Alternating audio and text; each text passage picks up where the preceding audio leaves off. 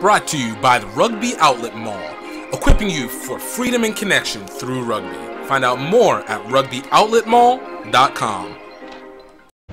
Yo, what is up, everybody? Welcome to another great episode of Greaux Rugby. My name is GiftTime Ebelu, and this is the podcast where we speak with people about the opportunities that they have received, that they have found, that they have created, and basically the stories of the opportunities that they are getting to partake in via rugby. We got a great guest today. This is one that's always a personal favorite, mainly because a lot of it comes because there's a cultural element to it. You know, this guy's a Nigerian. He's one of the reasons why he came on was because he's Nigerian, but overall because he's just an amazing rugby player, on the rise. Freddi Henry-Ajudua. This guy's about to play for Nigerian rugby, formerly played for Rugby ATL, former Jacksonville Jaguars linebacker, and even bigger, a former HBCU Rugby Classic, HBCU historically black college and university athlete. You know, this is a guy who is what we call the ultimate crossover player, and it's good to see what's happening with him as you know, he continues his journey, and we're going to hear a little bit more about it. One of the main reasons, though, I'm not going to pretend, is because of the fact is he started playing for Nigeria Rugby, and Nigeria Rugby, the national team, the Black Stallions, shout out. I was going to say Green Eagles, but that's the soccer team, so we're not even going to acknowledge that. The Black Stallions, they're trying to make the rise up, take over the African continent. Yo, South Africa, you need to watch out. We got that true talent. Uganda, you got to watch out. Madagascar, you got to watch out. Nigeria Black Stallions are coming. Giddy up. But no, it's a great interview, great listen. Talking about a guy who's had a really interesting and storied history getting into it, and you definitely can see where the need to achieve, the will to achieve and go above and beyond comes out of. So you guys will truly love this. There's not really much to say within the rugby world. We're still another few weeks, we're still out from rugby really starting here in the US. Premiership Rugby already kicked off this past weekend, so you know, that's, I guess, a plus in and of itself. And we see what the empty stadium situation is like. Obviously, you know, it looks like college rugby for the fall is going to get pushed either to the spring, or it's just going to be erased and people just jump into sevens. Super Rugby has been going on as usual. So, I mean, it's light work within the rugby world, and it's light work within USA Rugby. I do have some news for you guys. Within the next couple weeks, I will be heading down to Brazil. Finally getting a chance. You guys didn't know, but I've been trying to get down there for a little bit. We'll be there for about a month. So, you guys, I'm going to have a few episodes ready to go for you guys. You know, don't worry, I'm not going to leave you hanging, but I'll just let it be known that, you know, the recordings might not always feel as recent, simply because the situation will be different. But even in COVID, as I go from the #1 COVID country in the world to the #2 COVID country in the world, I hope to be able to get a little bit of the Brazilian rugby experience in some way, shape, or form. And contrary to popular belief, people, if you didn't know, Brazil does have a fledgling rugby culture going on out there. So it should be fun. But it'll be good. But just want to let you guys know, whenever you hear the new episodes coming through in the next couple weeks, just, you know, be wary that it's coming from another part of the country, of the world, not the country, of the world.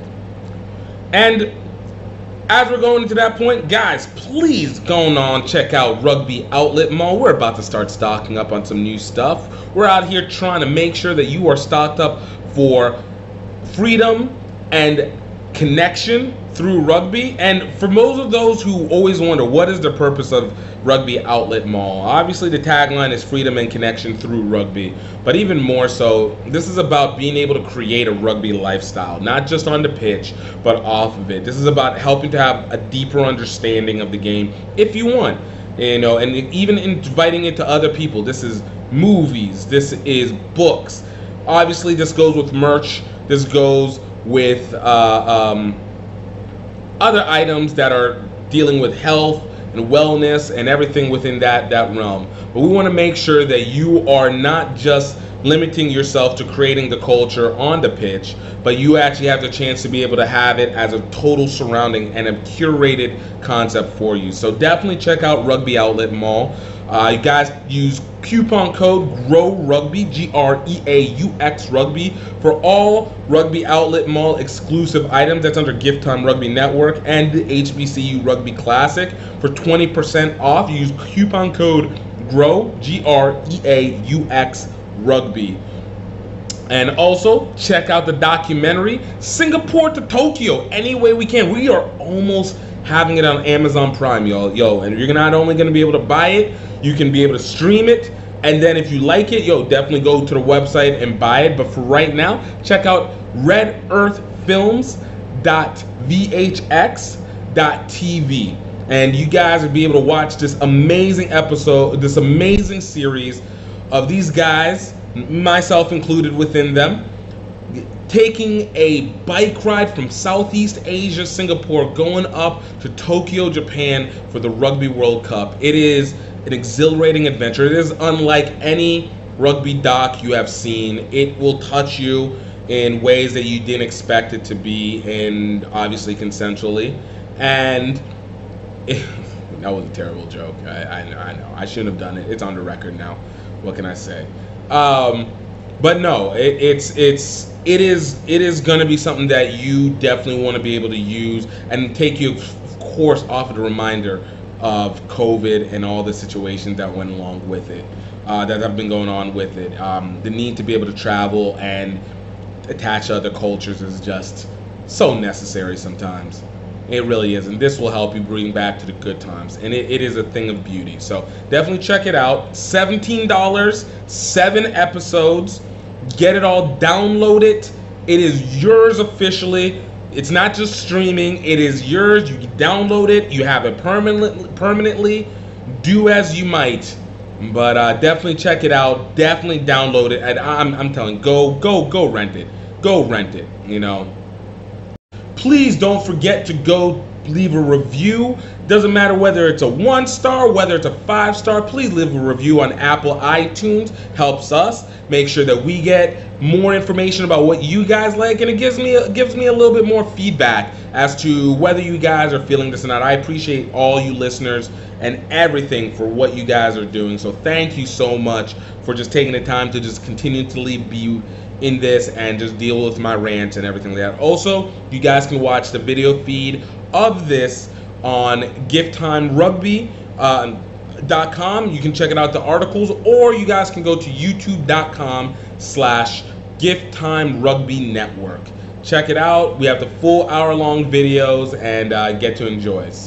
But in the meantime, before you do, go ahead and check out this episode, Freddi Henry-Ajudua, Nigeria Rugby.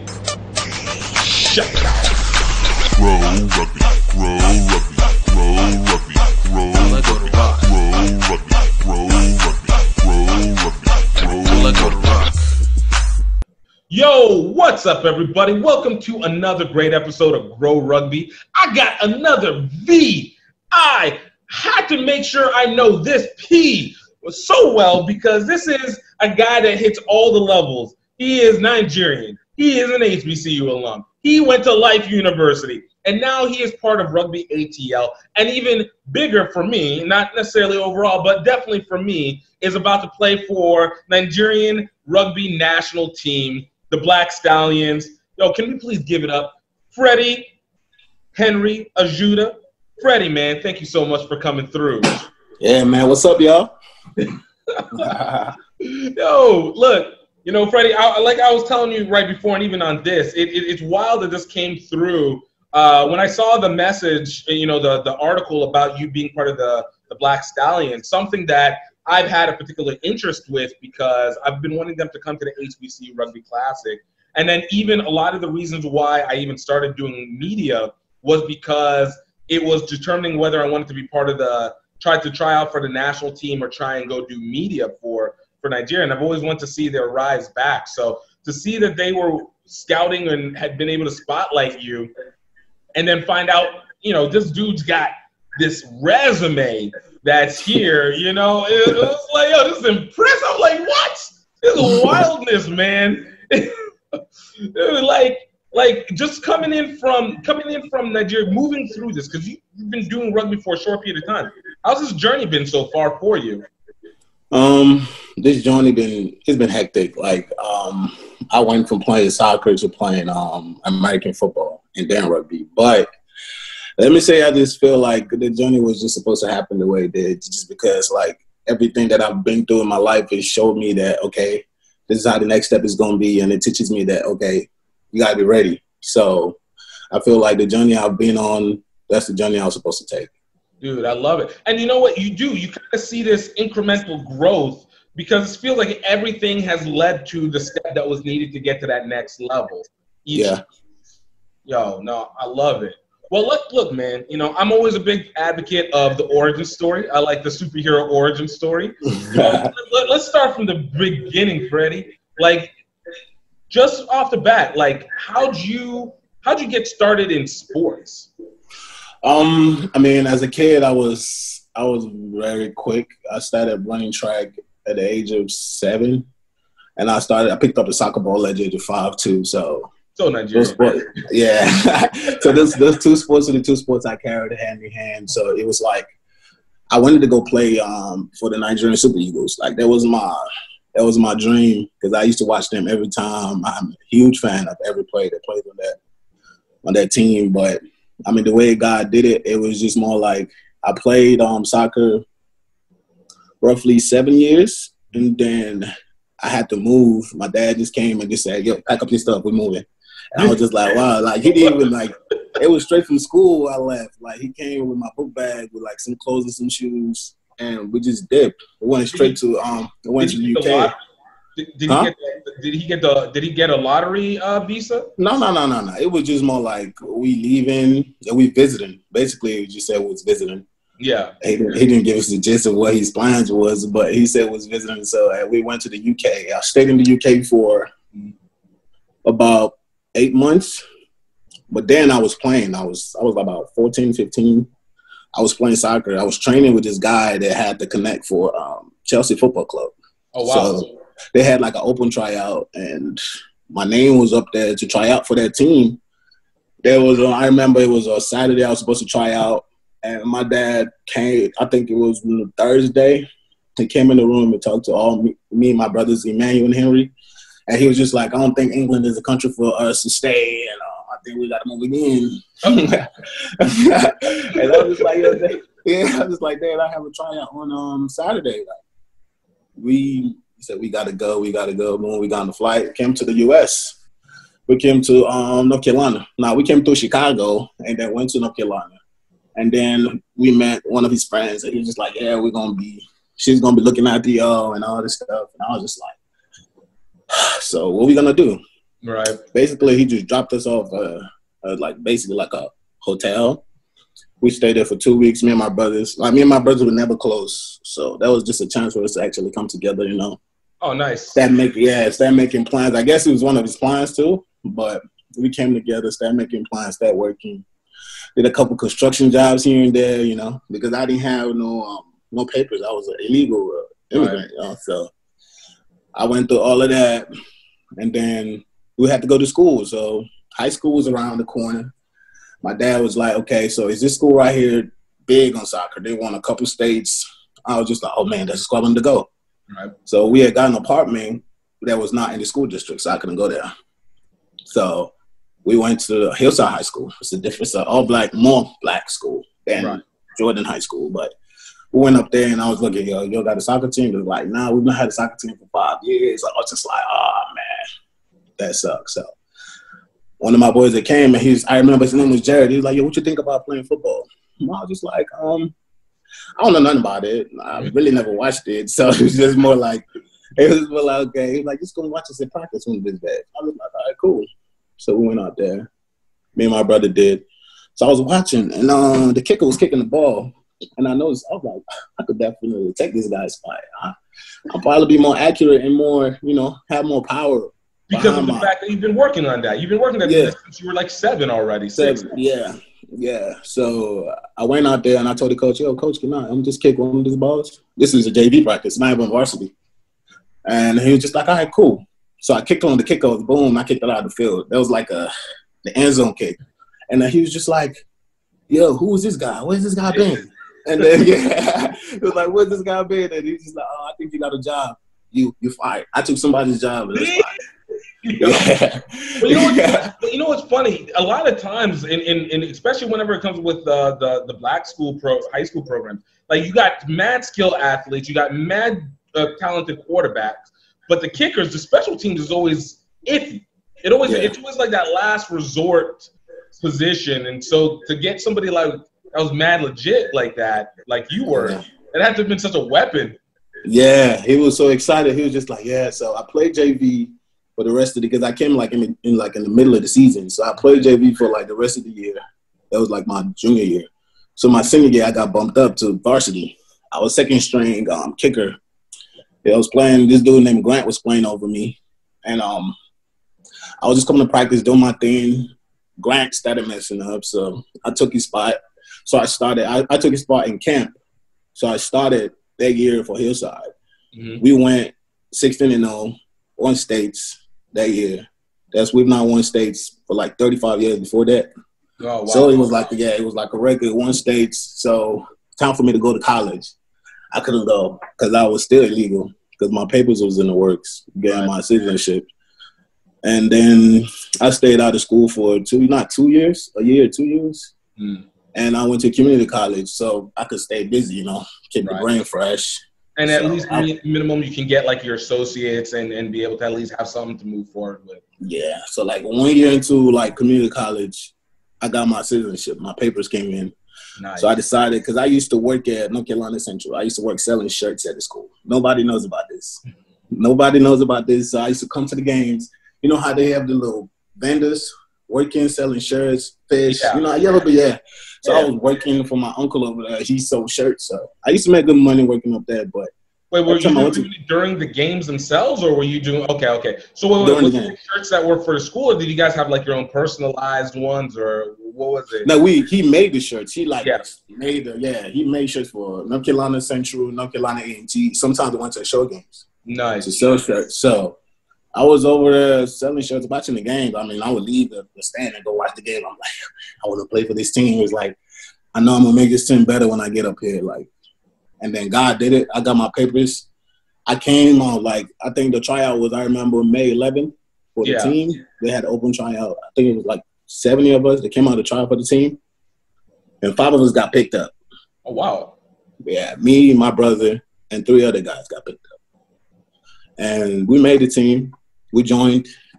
So during the tryout, one of the coaches that came to me and he was just like, because I was kicking, I was kicking like 65 yards. I was kicking. And he just came to me and he was just like, dude, you're not going to play kicker, right? And I'm just like, that's all I know how to do. He was just like, I'm going to teach you how to play defense. You're big enough.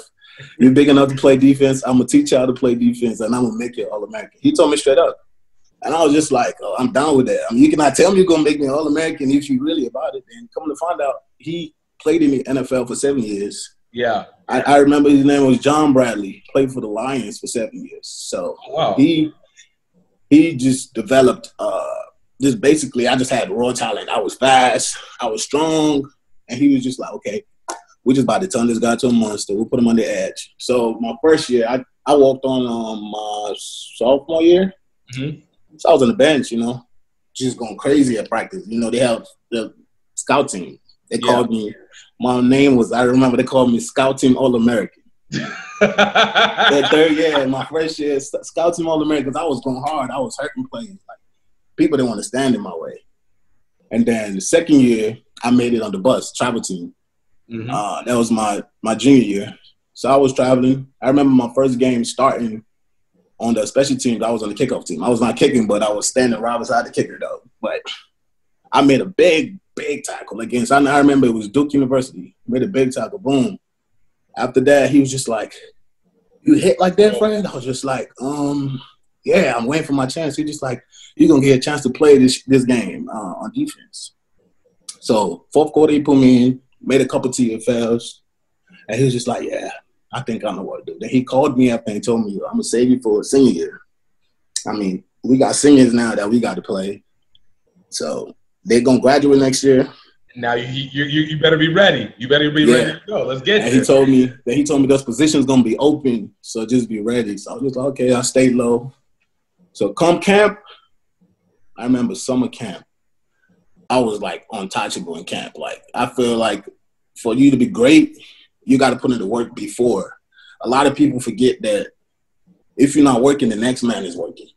Right. Well, look, I always go into, like, for you, is it something – the technical aspect is usually the part that always gets caught up for people. Because obviously raw talent is – there's a lot – there's elite talent, and that's a dime a dozen. But, that's once in a blue moon. But even at that, especially with football, you need to have a technical understanding.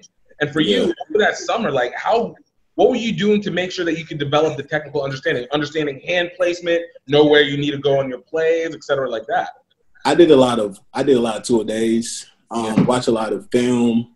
That was big on me. Like, I'll just call coach. I'll be like, Coach, I'm about to come in there. He was like, okay, cool. I'm coming in there. So he was just teaching me, like, because I had to play a little bit of outside linebacker, so it was just different. So he was just like, yeah, you got to do this, do this, do that. Because I was more, like, willing to learn. That's, like, important. I feel like a lot of people go into the sport just thinking, like, skill is just going to take you everywhere you want to go. That's really hard worker. If you're a hard worker, you go anywhere. That's how I feel about it. Hard work, big talent, any day. So I was, like, a guy where everybody wanted to train with because I was always on the field, just, just working on my craft. So summertime came, it was just, everybody was not on my level. Nobody was on my level. It was just like, dang, okay, what's going on? Coach was just like, so Fred, the way it's looking, you're going to be the All-American this year now. I was just like, I'm going for it. Was this going into your junior year right now? It was going to my senior year. This is my last year in college, going to my senior year. So I got suspended for the first 2 games, I remember, because I got a C in calculus. Yeah, because I was taking the hard. Calc 1 or Calc 2? Calc 2. Okay, no, that's real then. All right, I was about to be like, yo, Calc 1, I don't know, but Calc 2? Okay, no, that's real. Like, Calc 2 is unnecessarily – I hate logarithms as a result. Yeah. That class is so hard. But, yeah, I got suspended for the first 2 games. So I went to those 2 games because my brother was playing. My brother was playing linebacker. Yeah. And he was driving. Your brother's younger than you. He's 2 years younger than me. Okay. Yeah. So I went to those 2 games. I was just boiling on the bench, just watching. Like, why? So our first game was against Olympic City. It was a D2 school. Yeah. I remember that game. I'm talking about I went for 8 tackles, 2 TFLs, no sacks. Nice. No sacks. So my coach, that's not under no sacks. But you had force. You had forces. So, like, you're still disruptive. You're still being disruptive. You're just not getting the numbers out of it. Yeah. Then he called me and he was just like, yo, Fred, I need you to do stat because we had the lowest. I had another guy that was pretty good on the other side. His name was Antonio Brown. Good guy. He already racked up on like 3 or 4 sacks at that point. You know what I'm saying? So I'm playing catch up. Yeah, I'm playing catch up. So he called me and he's just like, yo, Fred, you need to pick it up. Because there was a young guy behind me that was also good. His name was Kawan Cox. And he was just like, I'm going to start him over you. I'm just like, all right, coach, I got it. So the next game after that, we went to Norfolk. First play of the game, I had a big hit on the quarterback, but he still got the ball out, but he was like a nasty hit. Everybody was like, whoa, this guy's about to go crazy. Went over the game, no sacks, 0.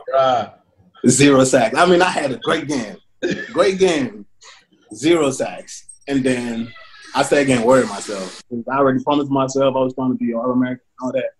You know what I'm saying? A lot of doubt that started coming in my head. His coaches were talking crazy to me. Right. So, Bethune, because before the season started, Bethune was a team that North Carolina Central has never beat. Really? Never beat. Bethune-Cookman. Bethune-Cookman, it was crazy. Never beat them at home. Never beat them at home.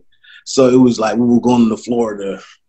We had like, what's a hurricane watch and all that good stuff. And I'm just like, hey, I'm about to go crazy. This the game, because this is the game I've been waiting for. Because we have rivals. Our rivals A&T, but naturally, but we beat A&T 2 years before that, like 2 years back to back. I never lost to A&T the whole time I played Essential, so it was just more like, okay, Bethune is my game, because Bethune always beat us. That's a white whale for you. That was your Moby Dick right there. Yeah, definitely. So going to halftime, the whole first half, I played like straight garbage because it was raining. I won't get no tackles, nothing, no sacks. And then John Bradley, walked into the locker room. This is how he picked me up my seat, right here. He picked me up like this. Oh, sure. Follow me. Go to the bathroom. I need to talk to you, right? Then he talked to me. He looked at me dead in the eyes. I'm looking at him. And he was just like, Fred, I swear to God, man, if I had somebody better, I'll start him over you. You playing like straight shit. And then he pushed me. You need to wake up. We need to beat these people to go to Celebration Bowl. We need to beat them. And I'm coming out the locker room just heated, just mad. Like, I'm just angry, like nasty. First play of the game, boom, sack. You gotta prove something now. Now you gotta prove something. Like, yo, it's beast mode time. It's like, yo, I'm not about to let you do me like this. Beast mode. First play of the game, sack. Back to back. I went 3 back-to-back sacks in that game. Nice. Set the record for tied the record for most sacks in the game. And then that was my first ever interview. Like I'm having an interview right now. Yeah. They called me. I had to have an interview with the news people. And then they was just like, so how you feel about all this stuff you're doing? And there's a lot of good stuff coming out about you. No, I didn't know what to say, I was in front of the camera, like camera shy. It's like, because this is kind of your first time being able to have that front and center moment. Like it's yeah. So that went by. So after that, it just started coming easy for me, like sacks. I was just sacking TFL sacks. So I basically racked up on. I had 13.5 sacks that year. Nice. In 10 games. Yeah, in 10 games. Went to the Celebration Bowl. It's the biggest game. Yeah. Went crazy. I feel like I should have won defensive player of the game, but we lost. So that's we lost by 1 point, but I still had it. That was the year that you guys played Grambling for that one, right? Mm-hmm. We lost by 1. That was what? 3 years ago, 2 years ago, right? Yeah. 3 years ago? 3 years ago. I think 3 or 4 years ago. It was like pretty much the inaugural Celebration Bowl game. The first ever. That was the first one. First ever. Yeah. So, we lost. That was like the hardest interview I had to have because I had to talk after we took an L because, everybody's emotional on the field. Right. So, after that, I promised myself never to lose a game like that ever. What was it about it that made it so? Obviously a loss is a loss, but you said lose like that. So what about it was it that stood out in terms of loss outside of the nature of the game?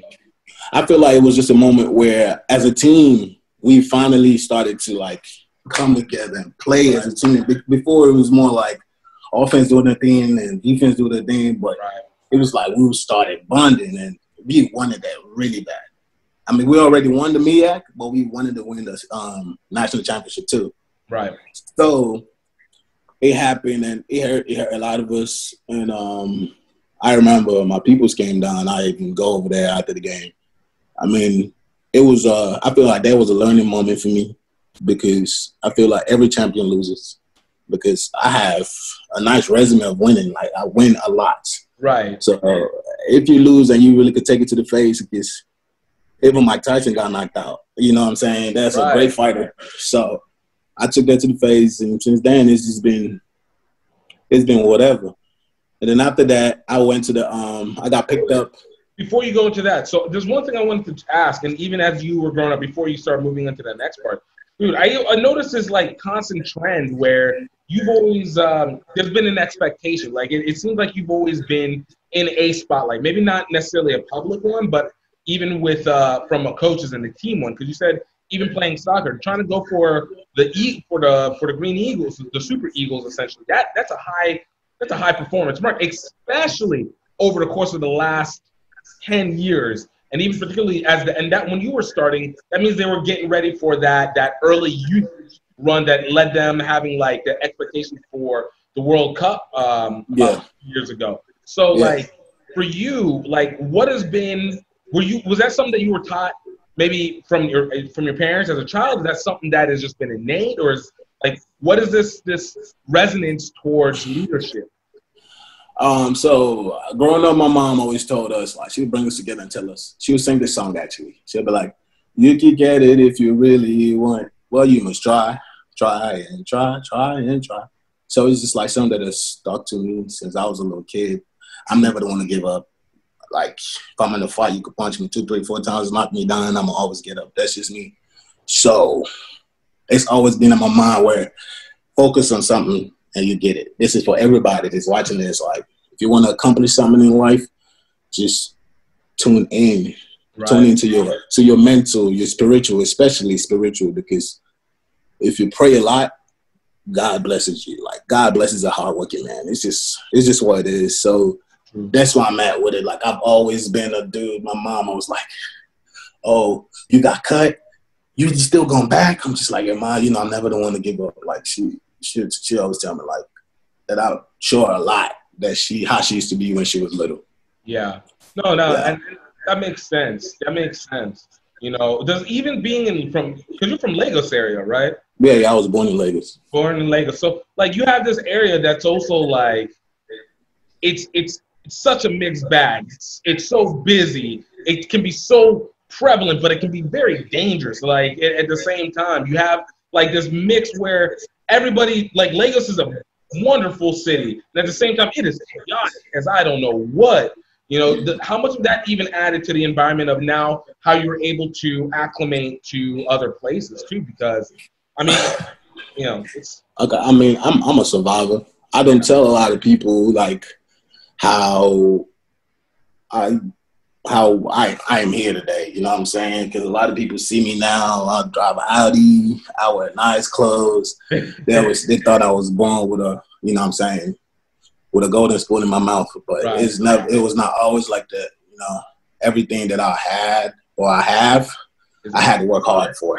I had to work hard. My people's never like, "Oh, take this 10,000. No, they never did that to me and my brothers. Never, none of us, especially the boys. They could do it to the girls, but the boys, it is what it is. You got to go get it. So I made friends with a lot of hood people. I mean, I feel like there was people who I was able to connect with, like the Agberos, you know what I'm saying? I was really cool with all of them. And that's where, like, my mentality came from. Like, when it comes to being, like, a savage, like, they just taught me how to be a savage and just be, you know what I'm saying, ahead of everybody else. They taught me how to think. Nobody could ever cheat me. I know when you cheat me. I just act like I don't. That's a good thing about knowing, like, being street smart. Like, they taught me street smart. So I'm really proud of my upbringing and my background. Just because, like, it's a lot of things that I've seen, especially living in Lagos. I've seen a lot of things, like bad stuff, but we're not gonna talk about it. But no, we don't need we want to uplift, all right? Return to Nigeria. That's what scare people now. I mean, in the way that it used to be back in the day, there's a lot of things that changed. I just went back last year. It's like the staying in the States. It's crazy. They got everything: internet, water, lights. Bruh, I'll say this. So I've been able to go back to Nigeria since 2012. All right. Oh. And so it's been a while, but I've already had a lot of people that's gone by. And even in 2012 alone, and this was before, because in River State area, and especially for my village area, we've had, floods, we've had these area boy situations, and obviously the depression that occurred in Nigeria as well. They came, but it's kind of come and gone. But even then, I remember prior to that, we hadn't gone since like 1998, 99. Mm-hmm. So whenever we went back, and I remember my brother and I, initially, we even got caught up in oh, man, Nigeria's not going to have anything. I don't know what it's going to be, blah, blah, blah. But then you go and you're like, oh, my God, like, I can't believe we allowed ourselves to think this way. Like, yo, this place is so dope. Like, and I think the perspective, maybe looking at it as a kid to then when you see it as an adult. But, like, even still, it's just like, no, all the elements are right there for the making. Like, Nigeria is great. It's great. It has what's needed. It's just those little markers so that it can be consistent. It can be in breadth as much as it has its depth. So yeah, that's true. That's true. It's like that's probably the best time I had ever when I went back last year. It was a great time.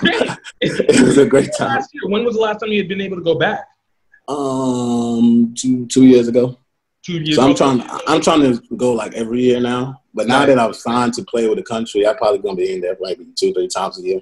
Right. I'm trying to work my way over there. I've been trying to talk with the Nigerian Rugby Union and Nigeria Rugby Sports Union, and trying to be able to make sure that I can get some rugby something to take care of it in terms of coverage or whatever, to be able to get over there, because it's one of those places where, look, you see the potential, especially within its rugby. You know that it's elemented there, but it's just you need to have there's like a few more pieces that are just needed to take it over. I'm like, yo, let me sneak into this. Like, yeah, come on, guys, let me go in. Let me know, people. Hey, but then with my whole story, like I went after college. I got picked up. We had pro day. I remember 20 people did pro day at my school, and I feel like I had the potential to play in the NFL just because of like just the way I think and how I carry myself. Right. So the pro day came around. I worked hard for 9 weeks, two-a-days. I 2-a-days for 9 weeks. I did that, and then pro day came around. Me and my brother did the best, and I remember the quarterback too was one of the players that were highlighted. And after the pro day was done, they sent everybody else home except me, my brother, and Malcolm. Oh, nice. So it was Jacksonville, Dallas, Miami Dolphins. I think the Steelers, Big Ball Steelers, they're the ones that stayed to work me out. They gave me extra workout. That's a good solid. That's a solid. Well, I mean, especially particularly Cowboys, Steelers, solid group. Jacksonville, Miami, because that's what I got picked up. Any NFL team is still better than no NFL team. Yeah. So after the pro day, when they told me to just keep my lines open, because I think the draft was maybe 3-4 weeks after that. Right. And then so the draft came around. I got called the day before in Miami. The Dolphins told me they were gonna pick me up in the 7th round. So I'm watching the draft, just watching, First round went by, second round went by, third round, fourth round, fifth round, sixth round, 7th round went by. I didn't get picked up. Oh. So I'm just, just bummed. But I'm in class, though, bummed in class. And then, because I had one more semester. You're feeling it while trying to be able to get that study looked up. Yeah. I'm bummed in class, just waiting. And then my phone rings. Miami called first, and they're just like, so what you think about coming in as a undrafted free agent? Mm-hmm. I didn't give them an answer because my agent was working, I guess. Then he called me right after. He was just like, don't give him an answer, just wait. And then like 2 hours later, Jacksonville called. Yeah, they was just like, said the same thing. And then I asked my agent, so which one? Which one should I go to, Miami or Jacksonville? Miami and Jacksonville. Yeah. And then he was just like, I think you go to Jacksonville. I think I know a couple guys up there. I think you'd be good over there. So I went over there, and then when they seen me, I'm talking about people the same size as me, same size as me, playing my position. They found out the college I went to, HBCU, they was just like, we're just going to put him in linebacker. I don't play linebacker, bro. I'm a defensive end. You know what I'm saying? That was new. You get down to 3 position, you go. Yeah, so that was new. I'm in there, I'm doing my thing. And then I call my agent. I'm just like, yo, so why they got me playing linebacker? I'm out here bigger than most of these DNs. Like, what's going on? Right. And then he was just like, I guess they already picked up the DNs they wanted. And I'm just like, this is already shit. Like, they already started with politics. That's all I think about. So I was just like, you know what? It's cool. I'm just do what I do. I did what I did. I went home. I didn't get called back. So it was just more like, all right, cool. I'm going to keep working. So, I mean, I was hurt. I feel like that moment broke me just because it was more like a dream and it just disappeared just like that. And then I decided to go to school because my mom always told me to have a plan B. Right. So I got accepted to Life University School of Chiropractic. So let me ask this, okay? So because there's a lot of layers here. Well, even first off, like, how'd you end up finding out about Life? Like, what? I Googled it. I was just like, what's the best chiropractic school in the country? And Life came up. and I just applied. Wait, why'd you go chiropractic? How come you didn't go? I'm good with my hands. Yeah. So it was just more like, and then I do that or just become a mechanic or something. But I wasn't trying to be dirty all the time. You don't want that oil life? I was trying to be dirty all the time. So the only oil I want on my body is my own body oil. That's yeah. So I decided to do chiropractic, and then I just packed up and just went. Yeah. Got an apartment, and was in school for like 2 days. So I'm in class. This is weird. I'm in class, and then my agent called me. They're just like, Fred, what you doing? And I'm just like, I'm in class. I told you I was going back to school. Like, it's done for football. And then he's just like, I have a contract for you right now to go to the CFL, Montreal OS. Right now, you go out there, you sign, you're going to make some good money, play there half the year, because it was like the middle of the season. Play it half the year, play one more year, and decide if you want to stay there. I'm just like, Call my dad and my mom on the phone. I was just like, Dad and Mom, like, I'm in school already, this is my life now there, Right. Hey, what were your parents' thoughts when it came to that too? Because look, we always know Nigerian parents always want us academics first, academics first, and maybe sports, and then like 11th, 12th through infinity, it's still academic. So when you were going through this process, like what was the thought process that your parents were having on this? My parents are a little different from like a regular African, parents. They let you choose because from a little boy, we were at the church, and the pastor told him that I'm going to be a star in sports. So, and they told him straight up, don't make this boy do something that he doesn't want to. So it was different for me when it came to a lot of things in life. My mom, she called me, and because when I called them, they were just more like, so this is a decision you got to make.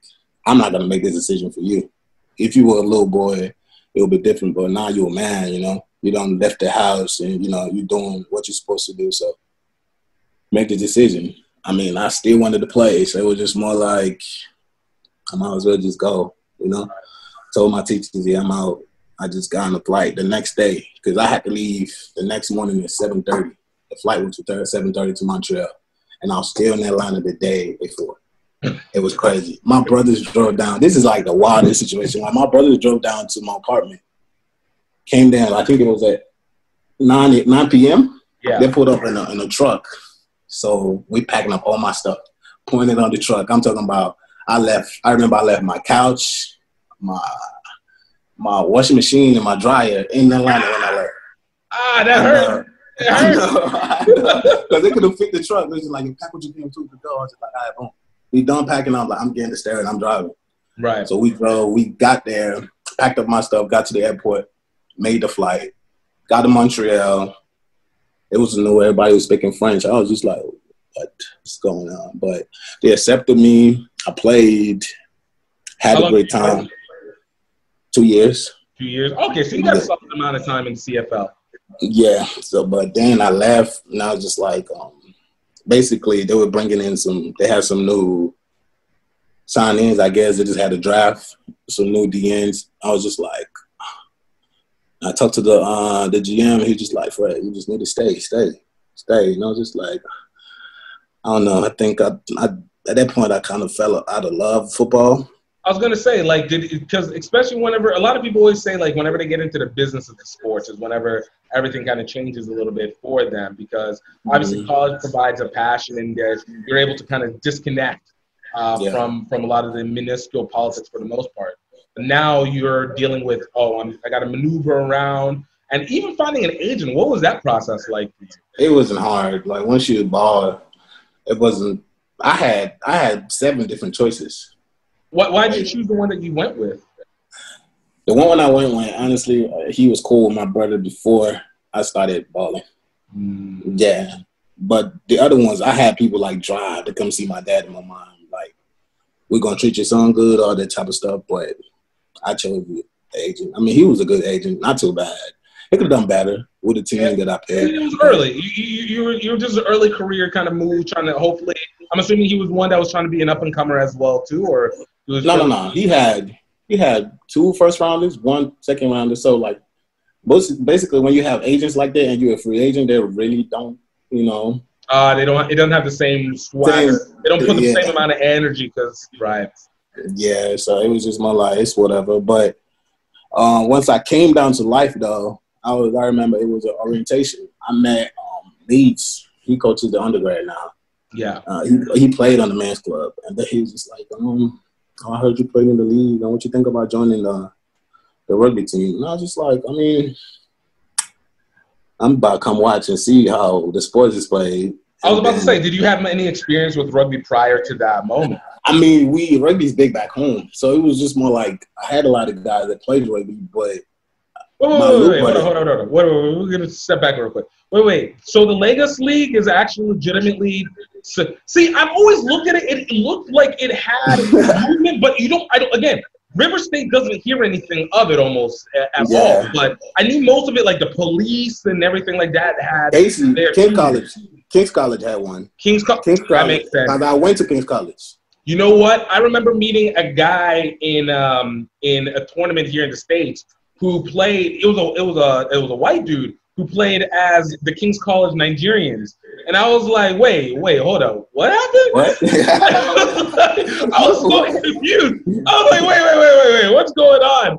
But he said that, he played at that school, and like the Nigerian team almost turned into almost all English guys at King's College.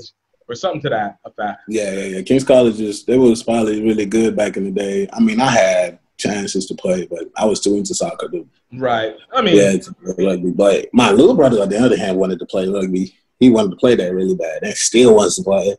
But I don't know. He's in school to become a doctor now, so he's really not. Hey, nobody said you can't do both. All right. I'm doing both right now. Yeah. So it's just like, hey. You could do both, but he's just like, just tell them on the team when you're ready to go, I'll be the team doctor. I mean, that wouldn't be bad, But, I came and he was just like, yo, come to practice and come watch us play. I'm just like, all right. So I was watching him play. I was just like, this is like a mixture of soccer and football. Exactly. The thing that everybody puts together. Yeah, like a mixture of soccer and football. I think I would like this. So I told him, okay, cool, I'm down to play. He was just like, yes, everybody was happy. So off the rip, practice. I was playing against, because during practice we played against Life undergrad team too. And they're like the #1 team in the country. Right. There's some beats. Really good. Yeah, really good. So I just had targets, you know what I'm saying? I'm the locker room talking to people. It's like, yeah, so All-American. I was just like, okay, I'm going to line them up. That was my plan going in there. Big hits to tackle, big hits. The coach was just like, I like the way you hit. I'm talking about Coach Lawrence. This is okay. OG. And I was gonna say, did you start under Coach Lawrence or Coach Carriega? But it looks like it was Coach Lawrence. Coach Lawrence was the defensive coach. He was always at practice.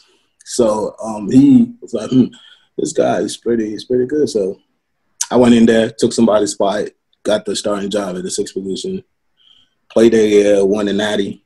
Won the National Championship Men's Club. And then I started playing in February last year. Oh, wow. So this is like recent. Nice. Yeah, because I played 2 seasons last year. I played in the D1A Men's Club conference. And then in the fall, that's in the spring. And then in the fall, I played in ARP. ARP. Oh, that makes sense. So you were going up against Old Blue and Nyack and playing all those MLR players, Potomac and all them. Mm-hmm. So we beat everybody in the ARP except 404. But the 404 was not like they weren't really the team in the ARP at that point. They didn't accept them because they came in late. But we won the ARP and D1 Club D1 conference. Yeah. Yeah. Then after the season, I got signed by Rugby ATL. Yeah. Yeah, and then there was towards the end of camp, basically they were talking about they didn't have money for insurance for some players. Mm-hmm. And like the way I play, I'm not gonna play without insurance. Right, because you're a crasher.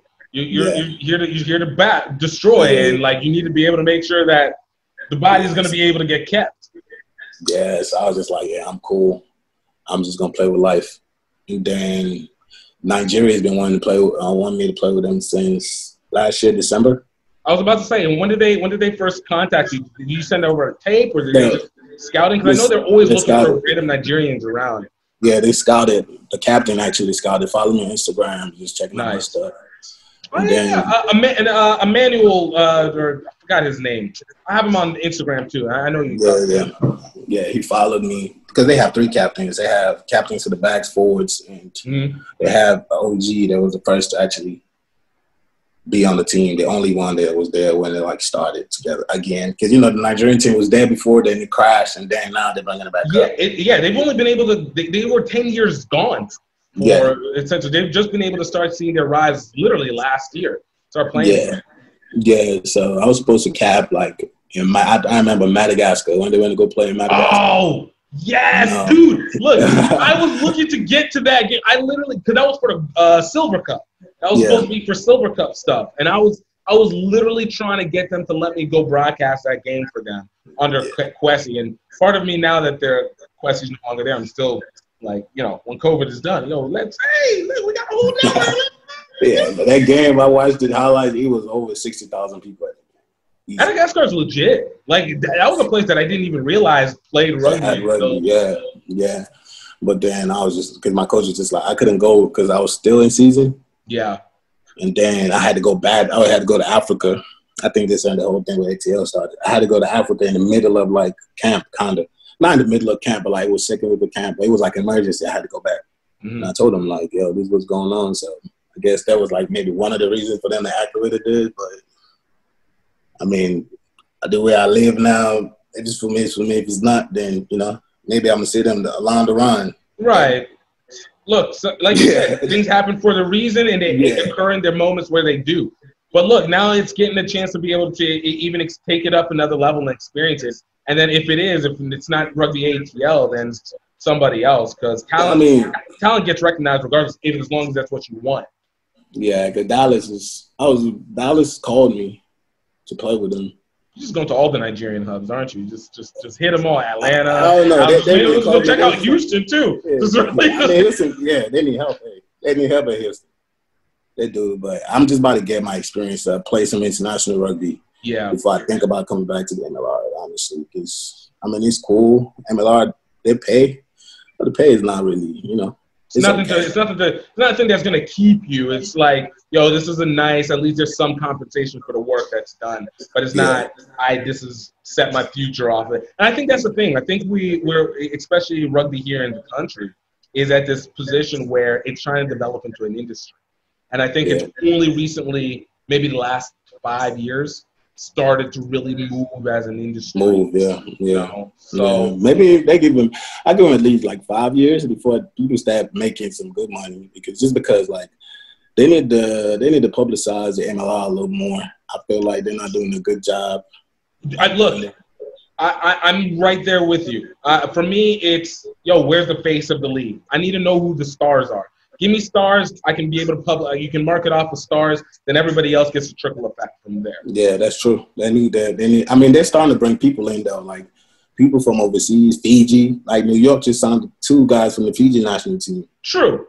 Yeah, I'm like, whoa. Like, I mean, I don't know how they're gonna pay those guys because those guys didn't go ask for no. You know, they could go play in places like New Zealand, but at the same time, I mean, the MLR is going to get there. I mean, they have the talent. They have the players. Right. So they're going to be step-by-step process. Yeah. Maybe I'm going to end up still playing in the MLR later in the life. But right now, I'm going to play with Life this season. This is my plan. Play with Life this season and then play international because I have 1 more year left in school. Then you have to make your decision and going on. Yeah. So, Nigeria, because I'm right now, I'm currently on the leadership team. For the Nigerian national team, they put me on there, so I know a lot of things that's happening. We got some exciting stuff coming. We got a couple tournaments coming next year. Oh man, yeah, and we got some sick jerseys coming in, like sick. Look, I feel like a lot of people low key don't realize, like for Nigeria, like I don't remember the names of the coaches, but the coaches and the manager have been going in. Like obviously, you pay attention to Twitter, pay attention to email us, yada, yada, yada. Yeah. But I've been watching them go in, especially the amount of recruiting that they've been taking out from London and bringing in. And now even trying to tap into the States. But a lot of that London crew that's come in, that's good talent. And that's something that they can market on top of. And then just the fact that, for the most part, I think it's like Uganda, Monaco, I think, and Madagascar to an extent are really, and Kenya, of course, are the big heads. Namibia, and Namibia, of course. Namibia, South Africa. Because we get to play them. But South Africa doesn't play in Gold Cup. South Africa never plays in the Africa. My goal. This is my goal. Right? This is my goal if I'm done playing rugby. I want to play against South Africa, and I want to beat them. That is my goal. I can feel that. Yeah, so they're the giants of Africa now in soccer. But, I give it a few years. Because the type of coach we have right now, he's bringing in we got some talent coming in. I believe it. Solid guys. Because, dude, look at it. Like, even with South Africa, look, don't get me wrong. It's literally a legendary team in all its athletes. But the key is, consistency of play together, early start, talent. Nigeria's got talent. They're pulling people who have started early, and now you're getting the consistency of play as everybody gets around. That's why I said, like, first thing first, beat Kenya. That is the first knocker that goes. Then I feel like Namibia and South Africa becoming that. Namibia, South Africa, Zimbabwe. That little region of Southern Africa, you knock those out, the rest of the world is cake. Because I have my boy, I know his name Manata. He plays for the Kenyan national team. He's here in the States right now. He's been talking mad junk since I got picked up. You're afraid I'm going to see you. We're going to play against each other. I'm just like, okay. Don't be mad when you get boom fired. Right. Don't be mad when you get smacked. Because I'll go for you the whole time. You're my boy. I know how you play, so. Because I played with him. Because my first time playing sevens was early this year. Okay. I was going to say, how do you feel with that with the open? I think sevens is my game. Yeah. Because you'd already naturally have the endurance and the pace that's already going for it. Yeah. And now with that spread, just the size is just going to dominate through. Yeah, sevens is my game because, it's hard to bring me down, grab it two people. If I could get the ball off before two people get me, we came in second place at the LA sevens. Yeah. That's how good we were. But, I think I told the coach already that I want to play sevens for Nigeria also. Nice. 15.7, so it's going to be just fine for me. Get Nigeria into the HSBC, man. HSBC tournament not in Hong Kong anymore, but whatever it's going to be, that overall qualifier that they usually do. Yeah, but I mean, I plan to give my everything this fall though to Life because that's going to be my alma mater, this one, and two. Right. They're the one that showed me the way, they exposed me basically because if I didn't play for Life, I don't know if anybody would really know about me, So I owe a lot to Life University and especially Coach Bradford. He's been like a father figure in my life. That's the head coach. And he tells me when I'm doing wrong stuff. I mean, he tells you how it is. So that's why I really respect Life. They have great culture. They, that's like probably one of the best teams I've played in my whole career, honestly. What makes it so special? And I've heard this a lot from the Life guys as well. Between Life and Lindenwood guys, I've heard this between these two programs. But for you, what was it that made Life sit so well for you? It's the culture. I just put it that way. I mean, every team, some people not going to like you. Some people going to like you. But it's different. Even if they don't like you when it comes to winning, everybody put the pride aside. Everybody put everything aside and just play and just focus on the task ahead. That's the difference. But when I played at Central, it was you could just tell the people that didn't like you on the team. They will show it. They're not the type of people that just, just hide it for the cause. They will show it and, they'll mess up a lot of things, But with Life, it's just more we going to play, we going to win. And the way they train is just so, intense. Life training, a lot of players on other teams won't survive that training. They're playing at a certain level. And, that's why they beat everybody because people can come out just smashing them and beating them, but can you go 80 minutes with Life? Yeah. Nah. No, and it's interesting to me because I always go why don't more people try and mimic it? But I guess those have to have a special kind of crazy to be able to. Yeah, it's the coach, Lawrence, man. Coach Lawrence is man. But the fact that the defensive training is defensive, the defenses on bracket where we do training. Oh my gosh, Yeah, I look up to that every time, though. That should be my favorite part of the day. Yo. My favorite part of the day. Because I'm a defender. Like, that's my nature, you know? But, like, I'm beginning to learn the offensive part of rugby, which is making it even more interesting to me. Like, I plan on playing rugby until I retire. That's good. That's good. And this is the perfect sport to be able to do that. Like, so much longer. Look, whenever I first started, when I found out there was like 60, 70-year-old guys that were still playing, and they play like rock, like they were still playing, not like just old boying it, like playing. I'm like, yo, these dudes were hard to tackle in and of themselves. Yeah. Like their body. I was like, yo, this is the sport. This is the sport to be in. It is. It got longevity in it. The injuries are not like as bad as football, where like 2 or 3 concussions, you're done. Like, I'm knock on wood, I never had a concussion. I don't plan to have one, but you know, that's a blessing because I know God has His hand in my life. You know, dude, that right there. Dude, I love it. Freddi, man, dude, I love this so much, and I'm so happy to see like this progression and getting to see, especially you're still in your infant stage of rugby too, so the potential is like still so skyrocketed. So like when are you supposed to be set to go overseas and start working with Black Stallions? December, January. Okay. Yeah, we were just talking about it probably towards the end of December. But I'm going to Nigeria in December regardless. So right. But December and January, and then they were talking about having that tournament in Lagos. It's going to be a big tournament. They're inviting a lot of teams, a lot of big teams. So I guess that's going to be where we're going to test our waters with the new team that we have. You know, might need to go talk to them to see what's up with them. When is that one? In May and. Maybe, I'm not sure. Maybe early in the year, maybe like February. They were just saying it last year. Last night, I was having a conversation with the captain because he was just telling me how like they want. You know how the Nigerian soccer jerseys are sold out. That's how we want to get the rugby jerseys, just because the way they designed it, and like they're really good. They're gonna be coming out BLK. Yeah. Nice. So it's gonna be nice. I just want them to do it the right way, you know. I'm giving them the advice because if you have like you know how they advertise the jerseys for the soccer team? Yeah. We just need to get on that level, just do a couple of photo shoots, you know, before the jersey drops. Then I think that would be a good fundraiser for the team. Definitely be a good start, and then continuing to double down, especially in the Lagos area, Lagos and Abuja area. If you can double down in the marketing in those areas to be able to get people to at least have awareness. Because right now the biggest issue with Nigeria is just the culture is not a rugby culture. It's a soccer culture by nature. Yeah, that's but true. It can be switched.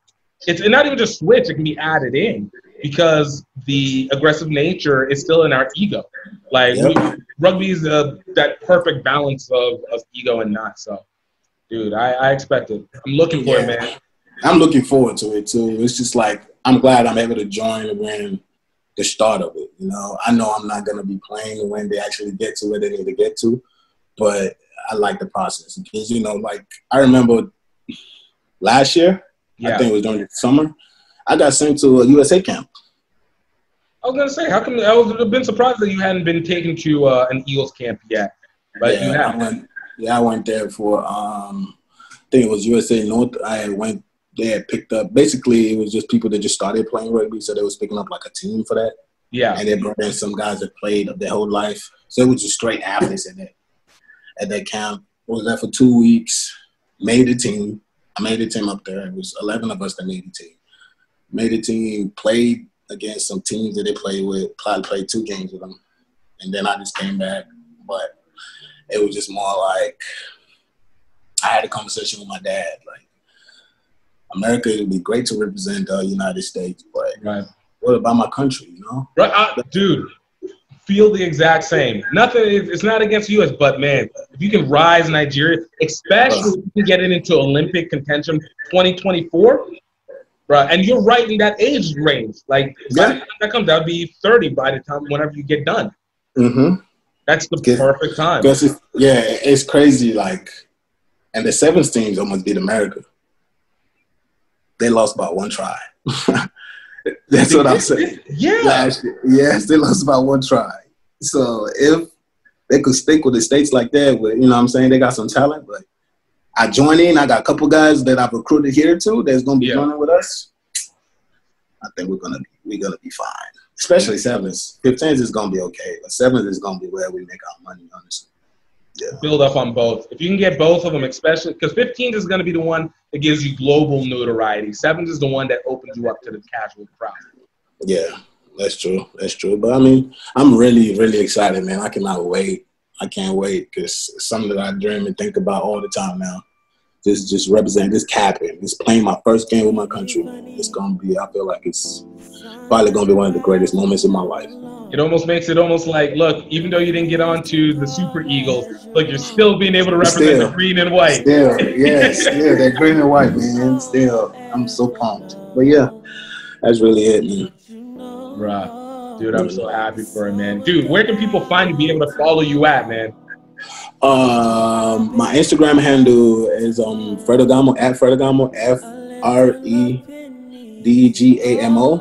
That's my Instagram handle. I mean, I use Facebook too, but Instagram is really where I'm at. Instagram is a heavenly spot, yes. Yeah, that's where I'm at. Yo, awesome, brother. Dude, thank you so much. Bruh, I like I said, I can't wait. And, dude, we're going to have you back on here as the time goes because, yeah, no, this is good. I like, bro, you got that energy. I like it. I always got to put up for my peoples, too, anyway. So. Yeah. I'm excited, man. I'm just excited. You know, you got my number. You got my email. Just email me anytime you want me to come on the show. I'll always be glad to. Sounds like a plan. Yo, guys, I mean, what can we say? What can you say? This is a guy that knows what he wants and he's gonna go get it. How can you not want to have that in rugby, you know? Even just an ounce. That's why we go for crossover athletes. This is part of the reason why people keep thinking the US is a sleeping giant, which is annoying because it's just starting to grow and whatever. It's just a term that we're tired of.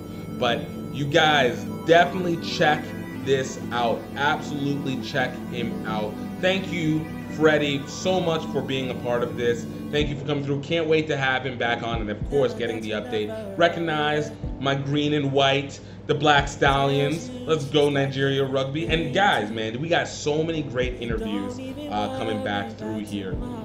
Definitely check out our last interview with the great, the wonderful Today my comrade just ain't through, and tomorrow she won't. Derek Lipskin of Old Blue Rugby. Before that, Pat Evans from Front Office Sports.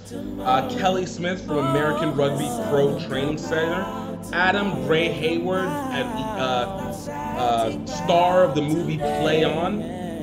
Jackie Finland, the editor-in-chief, creator of the Rugby Breakdown. Farrah Douglas of Mount St. Mary's Women's Rugby head coach. Rashad Lipford, founder of North Carolina A&T HBCU.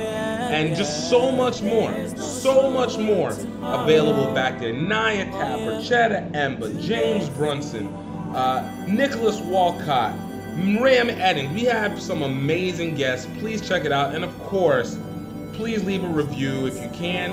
It helps us. It makes sure that we know what you like and make sure we are consistently keeping things going the way that they should. Thank you guys so much for taking the time to listen to it. Of course, you guys can watch the video feed on GiftTimeRugby.com. On YouTube.com/GiftTimeRugby. And you definitely don't want to miss any second of this whatsoever. It's definitely a great time. Thank you guys. I hope you guys are staying happy.